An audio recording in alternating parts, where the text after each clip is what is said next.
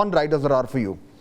See, whoever you speak to, when you say, does digital media, social media require regulation, 99% would say yes, because we've seen how the digital space is used for harassment, for bullying, for fake news. So all of this is there.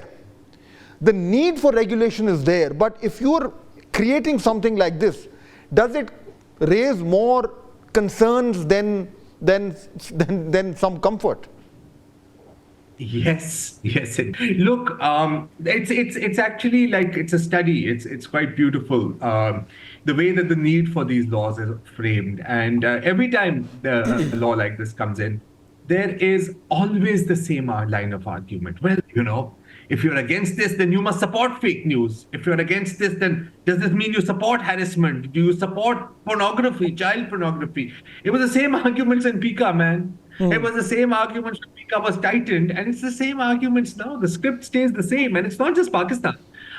Anytime that a government wants to push through a law that they've always wanted to push through, they just need an incentive or a window of timing. Take the Patriot Act in the United States. What was the debate then? Oh, you oppose the Patriot Act? Then that must mean that you're a traitor and a terrorist, right?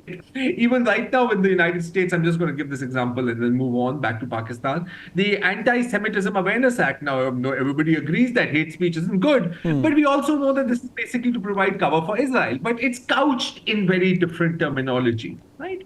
So it's the same in Pakistan. Earlier, in your introduction, you posed a question that, is there a need for such an agency? I will say absolutely yes, there's a need for such an agency, because there is always a need for control.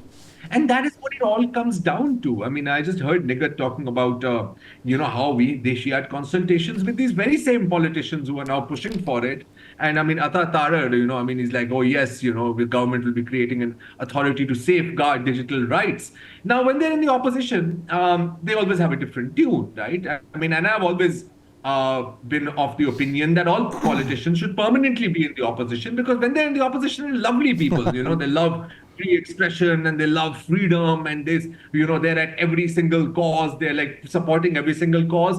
And when you go into government, things tend to change. I don't know, maybe it's the furniture, maybe it's, whatever gas they pump into the air conditioning over there. But your priorities change and you sort of change with them. I mean, as far as, the government, what greater farce can there be, I put it to you, Fahad, that Twitter has been blocked since February 13th, 12th, I don't know, somewhere around that.